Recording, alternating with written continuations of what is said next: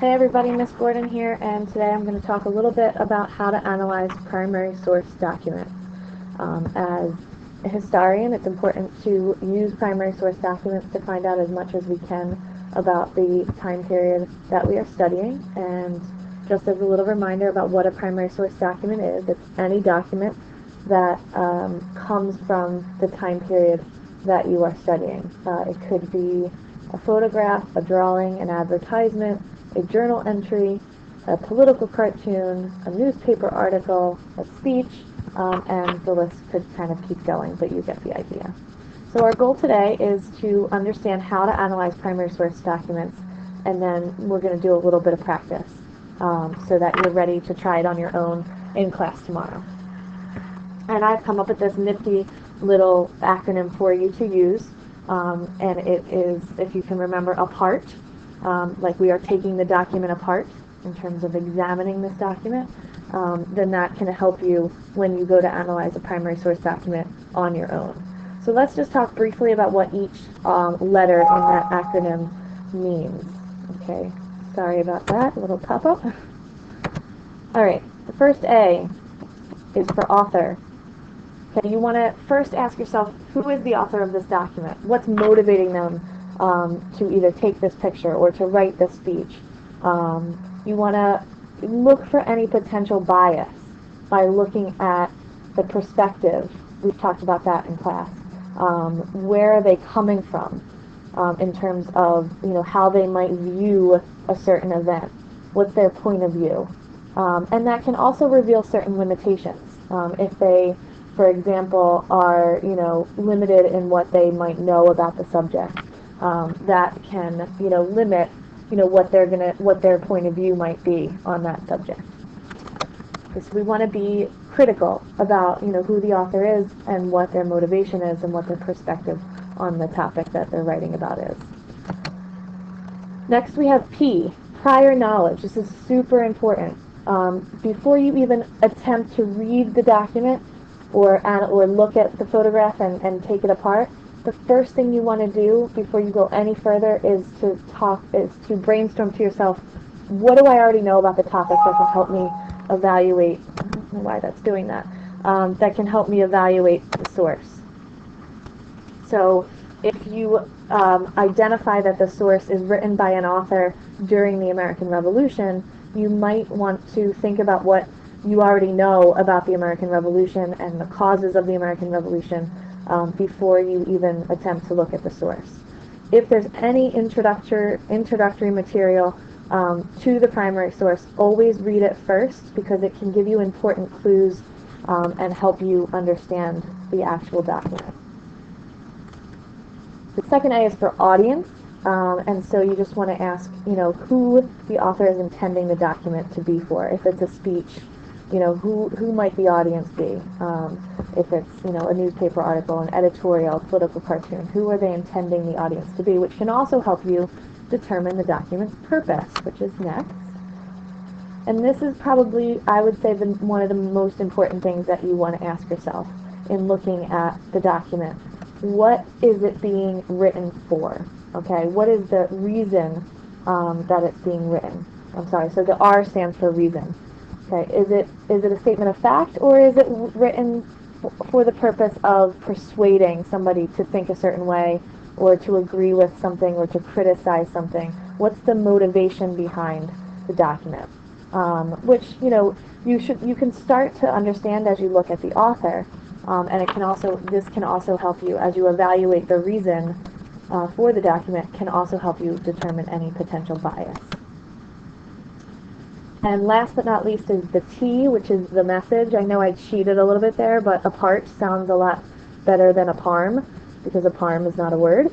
So the message, after you evaluate all of the other elements, all of that should add up to what is the main idea. What is the basic concept? What's the big picture idea that the document is trying to convey? All right, so we've now done APART, which is the acronym we're going to remember to use. Why are you doing that? Author, prior knowledge, audience, reason or purpose, and the message. Let's practice. Okay, so what I've opened up here is an example of a primary source document. This is a speech given by Patrick Henry. You may have heard of him. He was a patriot during the American Revolution. Okay, so we are going to jot that down. That's something that we already know. And if we don't know, we may find it in this information that the author of this website has presented before they start the actual speech, which starts down here. Okay, so always, always, always read any introductory material. Okay, it can really help you.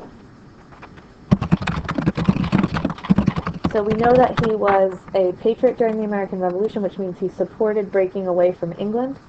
Okay. Prior knowledge, we know that we know what the American Revolution was. We know that in 1776 the colonists felt that they had been pushed to declare independence from Great Britain.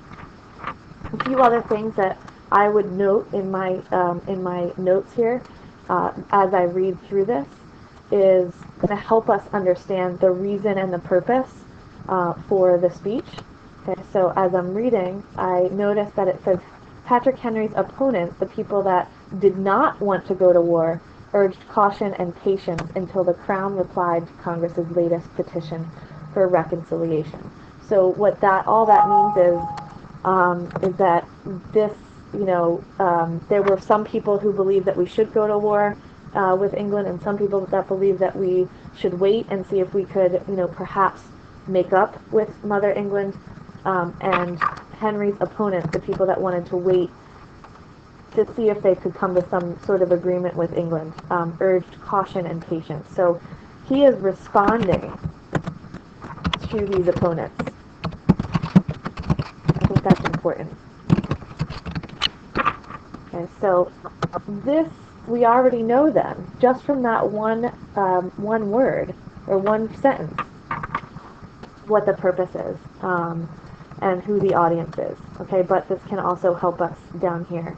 He presented a proposal to organize a volunteer company of cavalry or infantry in every Virginia county. Basically, he was suggesting to the delegation, to the Virginia Convention, to the government of Virginia, that they raise an army to protect themselves if they do go to war. Okay, so the purpose of this is then to persuade the Virginia Convention, the delegates, the representatives there, to support his suggestion. Okay, so the purpose is to persuade, and more generally persuade people that war is necessary. Okay, that the Americans need to revolt. That's we know that because he was a patriot. Okay, it was to persuade the Virginia Convention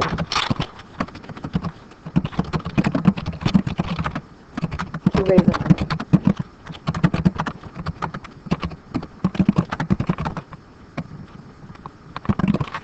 Right. So the audience then is his fellow Americans, representatives at the Virginia Convention.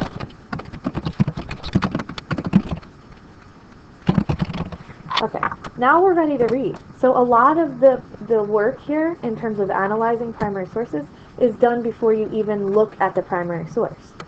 Okay, so the whole purpose of doing all of this, right, first, APAR, is to help us understand the primary source. So I'm going to go all the way down to the bottom and we're just going to take a look at the last paragraph for the sake of time. Okay. It is in vain, sir, to extenuate the matter. Gentlemen may cry peace, peace, but there is no peace. The war is actually begun.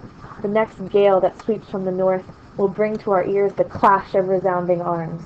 Our brethren are already in the field. Why stand here idle? What is it that gentlemen wish? What would they have? Is life so dear or peace so sweet as to be purchased at the price of chains and slavery? Forbid it, Almighty God. I know not what course others may take, but as for me, give me liberty or give me death.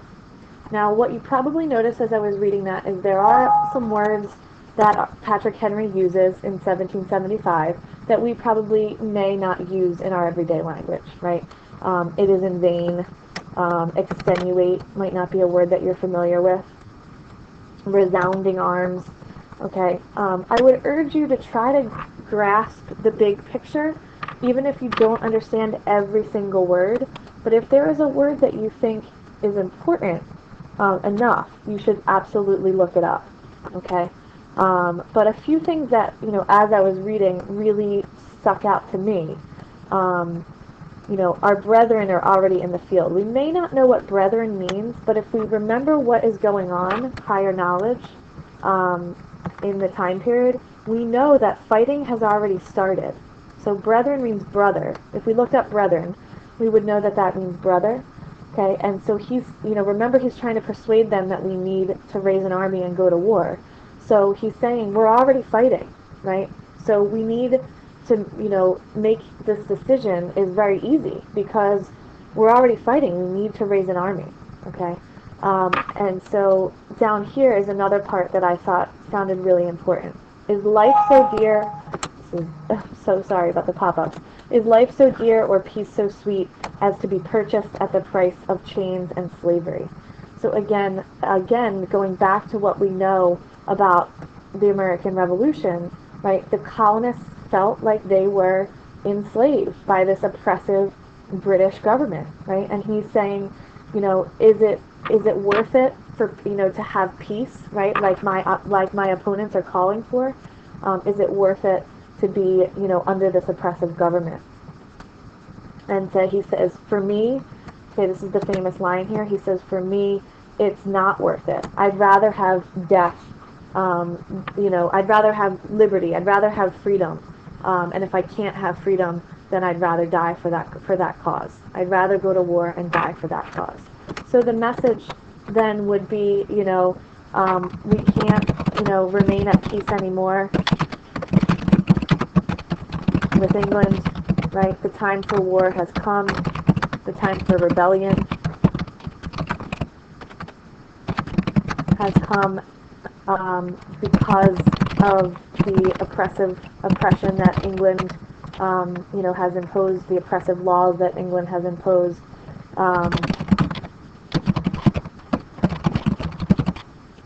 And then I would even put that famous line, because you probably heard it, right? Henry says he would rather die fighting for the cause of liberty than live under this oppression. Okay, so that's the overall message. Okay. Again, without doing the first part, it might be a lot more difficult to understand the message without evaluating author, prior knowledge, audience, and reason or purpose first. Okay, so now that I've modeled how to do that for you, I'd like you to practice. And I'm going to give you a short primary source document to take a look at. We're going to take a look at this account number 3. And if you look up here at the website is Digital History. We're looking at what happened at the Battle of Lexington and Concord. Again, having some prior knowledge on that is going to help you understand these accounts, and it's necessary. We'll start with that. Okay, what was Lexington and Concord? And you can fill in the blank chart as you go. Okay, so first pause the video right now and copy this chart down in your notebook before we go any further. Okay, I'm waiting for you to pause it. Go ahead, pause it. Okay, now that you have the chart in your notebooks, you can start to jot down any prior knowledge that you have about Lexington and Concord. Okay, I'll give you a second. Pause the video and write down anything you remember about Lexington and Concord. Okay, so hopefully you have some things written down in the prior knowledge column. It could be that Lexington and Concord were the first shots fired of the American Revolution. It could be that no one really knew who shot first. And it could be that this was really it was called the shot heard round the world. That, really kind of was the spark that set the American Revolution off. we're going to take a look at this account number 3, Major Pitcairn's report to General Gage. And I'm just going to tell you, if you don't remember, hopefully you remember, but General Gage was the British commander in the colonies. So we know that John Pitcairn must be British as well. So I'll give you a minute to write down the author information in this column here. So pause the video and write down that the author was a British general, a British Major John Pitcairn's report to the British General Thomas Gage. Okay, so you notice that while you were writing down author and prior knowledge, I was also taking my own notes, and I also filled in the audience, who we mentioned earlier was the British General Thomas Gage. So this is a major reporting to the general about what happened that day. General Gage was not there. Okay, so think about the author and any potential bias he may have, right? He may be, for example, worried that he is going to get in trouble if he admits that the British troops were the ones who fired first, because it's a report back to his general. He's certainly coming from a point of view, right, or a perspective as, you know, a British troop, a British major, that these rebels need to be controlled, and that these rebels, you know, should not be stockpiling weapons as they were at Lexington and Concord. Okay, so I'll let you pause and think about the reason or the purpose of the document, and we'll come back in a second.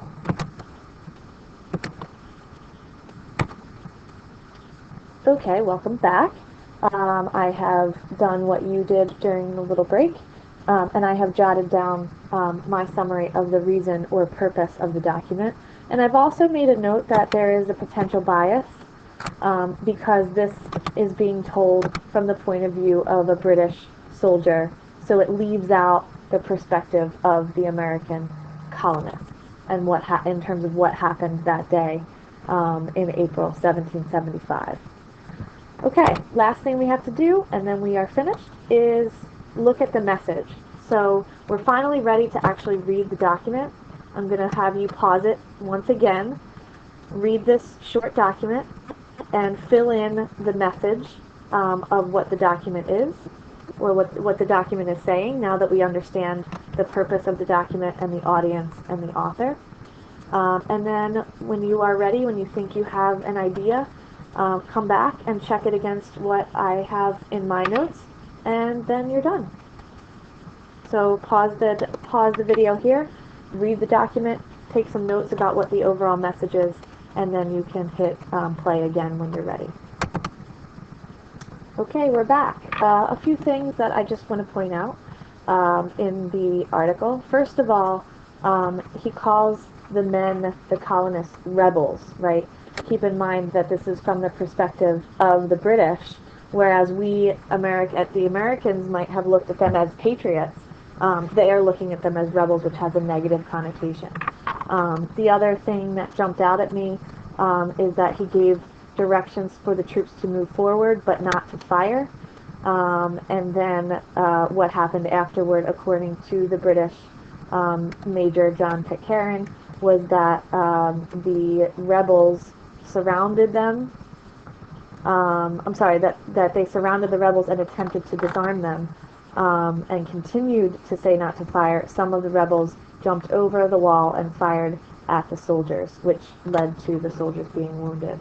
So I've just summarized that, basically what we just read, on my chart. The rebels were the aggressors. Pitcairn ordered his men not to shoot. The rebels fired first, wounding some of the British soldiers, and the British troops, only after being shot at, the British troops shot at the colonists, so it was a defensive measure. So congratulations, we have just analyzed a few primary source documents. This is a really hard task, very high level kind of critical thinking task. So congratulations, and you now have the ability to do this all year. See you in class.